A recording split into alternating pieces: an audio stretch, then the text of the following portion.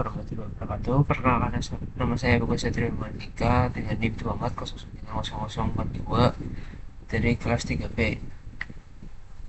Di video ini saya akan menjelaskan tentang fitur-fitur atau tools-tools yang saya pakai untuk membuat karakter 2D dan juga animasi singkat, walk, idle, jump, and attack. Oke, langsung saja ke cerita. Pertama, di sini ada create new document untuk membuat dokumen sesuai dengan ukuran dan yang diinginkan, entah 400 pixel atau 520 pixel. Jadi kita langsung aja create. Oke. Dan alat yang pertama yang bisa kita pakai adalah brush tool. Dari sebelah sini, kiri, paling kiri. Fitur pertama adalah brush tool. Adalah alat yang kita gunakan untuk menggambar di kereta. Saat kita baru membuka berita, tentunya kita bisa melihat brush ada di posisi default atau toolbar sebelah kiri sebelah ini. Lalu dengan brush tool ini, saya bisa membuat outline karakter, menambahkan setting, dan memberi efek tekstur. Kita menyediakan ratusan preset kelas bawaan seperti basic 5 size, airbrush soft, atau ink pen.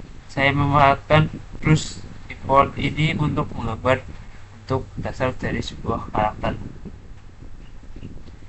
Lalu berikutnya ada eraser tool yang juga merupakan fitur default. Fitur ini tidak hanya menghapus tetapi juga menghapus dengan tekstur sesuai dengan kuas seperti ini. Sama seperti brush tool, eraser juga mengikuti settingan tekanan dari pen tablet sebelah sini kanan, sehingga sangat berguna untuk melahirkan garis dan memperhalus detail pada karakter dan detail set. Yang berikutnya adalah color selector atau advanced color selector. Ini sebelah sini yang kanan paling atas, bagian kanan. Ini adalah fitur default yang digunakan untuk memilih warna. Kita bisa memilih HW, saturation, dan value secara langsung sebelah sini. Pada proses menggambar karakter buah, saya menggunakan selektor ini untuk memilih warna gradient sesuai. Misalnya oranye, dan yang saya pakai adalah merah, karena saya membuat sebuah gambar paprika. Ini dia gambar saya. Lalu ada layer panel. Pada layar panel adalah fitur yang paling penting yang kita bisa gunakan.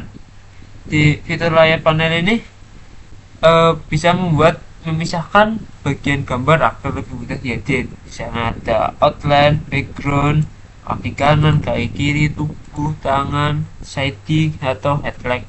Dengan sistem layar ini, jika ada kesalahan, saya cukup mengedit layar tertentu tanpa merusak bagian yang lain. Lalu berikutnya adalah tool option. Setiap tool di kereta ini memiliki pengaturan masing-masing yang muncul di tool option di sebelah sini. Nah, setting. Misalnya saat menggunakan brush tool, saya juga mengatur kuas kita sebelah sini nih, sebelah kanan bawah. Fitur ini sangat membantu saya menyesuaikan keperluan gambar secara cepat tanpa harus membuka menu tambahan. Lalu berikutnya adalah move tool dan transform tool. Sebenarnya masih di sebelah sini, sebelah kiri. Move tool saya gunakan untuk memindahkan layar-layar seperti ini. Ini kita pindahkan. Lalu transform tool untuk shortcut atau Ctrl T saya gunakan ketika mengatur ukuran, memutar atau memiringkan suatu bagian karakter seperti ini. Fitur ini sangat penting karena bisa menyusun pose karakter dan sebelum kita animasikan. Berikutnya ada selection tool. Di toolbar juga tersedia selection tool seperti rectangle select, freehand select, atau polygon select. Selection tools saya gunakan untuk memilih area tertentu pada karakter atau tileset. Seperti ini. Area tertentu pada karakter atau tileset bisa mengedit warna, shading, atau memindahkan bagian tertentu tanpa mempengaruhi bagian lain. Nah, berikutnya ada timeline dan onion skin untuk animasi, tapi nanti kita gunakan grid untuk membuat tileset untuk bisa melihat kotak-kotak pada seperti ini. Ini adalah show grid untuk menampilkan grid pada animasi tileset saya. Lalu berikutnya ada juga untuk work around mode, ini untuk melihat seluruh bagian atau ketika kita menyambungkan bagian kanan, kiri, atas, bawah untuk membuat tileset, kira-kira apakah bisa menggabung atau tidak, kita lihat dari sini, atau enggak kita melihat dari sudut pandang yang sangat besar seperti itu. Lalu berikutnya ada fitur export. Entah ini export termasuk fitur atau bukan, tapi ini termasuk fitur bagi saya. Dari menu file terus kita bisa ekspor, menyimpan hasil kerja saya dengan format PNG atau gambar atau format GRAP untuk file project kita. Export ini saya gunakan untuk menyimpan karakter atau animasi atau tileset agar bisa digunakan di game engine atau kebutuhan pengumpulan tugas. Demikian penjelasan saya mengenai fitur-fitur default di Krita yang saya gunakan dalam proses pembuatan karakter dan tileset. Lanjut untuk fitur-fitur yang kita buat untuk membuat animasi. Yang bisa kita lakukan adalah di sini kita klik Windows, terus kita ke workspace, lalu kita pindah ke animation. Di sini adalah tampilan fitur-fitur Krita yang digunakan khusus untuk membuat animasi. Krita menyediakan workshop animation secara default, dan fitur-fitur ini sangat membantu saya dalam membuat gerakan seperti idle, walk, jump, and attack pada karakter yang saya buat, yaitu Paprika Sword. Lalu yang pertama adalah ada animasi timeline yang sebelah sini bawah. Fitur utama dalam pembuatan animasi di Krita adalah timeline. Timeline muncul secara default di bagian bawah workshop animasi. Timeline ini berfungsi sebagai tempat untuk mengatur frame gerakan. Setiap kotak di timeline adalah satu frame, dan dari sinilah saya bisa membuat urutan angka pergerakan karakter. Misalnya untuk animasi idle saya membuat 24 frame dengan perubahan kecil di bagian tubuh seperti tangan dan badan. Dengan timeline saya bisa membuat alur pergerakan dari frame pertama sampai terakhir secara jelas. Lalu berikutnya ada fitur onion. Ini seperti ini. Ini berfungsi untuk menampilkan bayangan frame sebelumnya dan sesudahnya di kanvas. Ini seperti gambar yang hijau dan merah pada gambar sini. Fitur ini penting sekali untuk menjaga konsistensi gerakan. Misalnya ketika saya ingin menggunakan animasi lari atau idle atau attack, saya bisa melihat posisi kaki dan tangan pada frame sebelumnya sebagai panduan, sehingga transisinya menjadi halus dan tidak lompat-lompat atau patah-patah. Onion skin inilah yang membuat animasi terlihat lebih natural. Lalu ada add frame sebelah kiri paling pojok.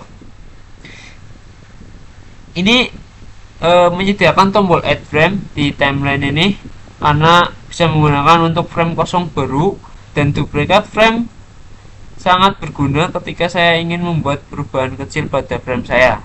Yang ini add blank frame atau add duplicate frame. Contoh pada animasi attack ini, Saya menduplikasi frame 1 atau di 0 dan menjadi frame 2 pada 4, frame keempat, dan mengubah sedikit posisi pada tangan menjadi sedikit atau mempercepat animasi tanpa harus menggambar ulang semuanya. Lalu ada animasi toker.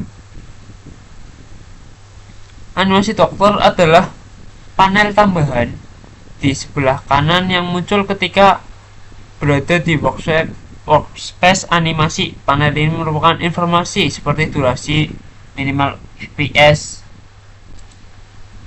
atau juga seperti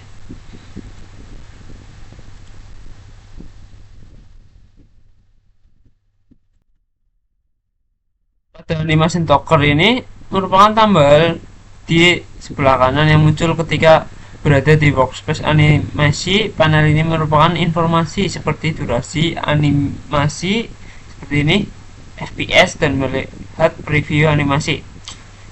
Lalu ada berikutnya adalah lag table. Lag table itu sebelah kiri di bawah animation timeline. Yang sering saya gunakan adalah untuk melihat beberapa layar berbeda pada frame-frame lain dengan transparansi tertentu. Jadi saya bisa menyusun gerakan karakter lebih akurat. Seperti jam, saya bisa melihat frame sebelum dan sudah dengan berpatokan tersebut. Lalu berikutnya adalah transform tool. Itu tidak saya terlalu gunakan karena cuma dalam animasi ini saya tidak hanya menggambar ulang, tapi juga memanfaatkan transform tool. Transform tool membantu saya menggerakkan atau memutar bagian dengan cepat untuk mengubah variasi gerakan. Misalnya pada animasi attack, saya menggunakan transform untuk memutar lengan sedikit, kemudian menambahkan efek motion blur dengan brush. Lalu berikutnya adalah layers dan animasi. Setiap bagian animasi saya pisahkan beberapa layers. Ini fitur default juga berguna. Di animasi saya membuat layer 1 untuk body, lalu untuk tangan yang layer 2, lalu untuk rambut atau pedang tangan kanan tangan kiri. Dengan sistem layer seperti ini saya hanya mengubah bagian tertentu tanpa merusak bagian lainnya. Misalnya untuk animasi attack ini, tangan bergerak dengan cepat sedangkan tubuh tetap. Jadi saya bisa mengubah layar tangan. Lalu ada juga untuk fitur export seperti pada workspace yang default.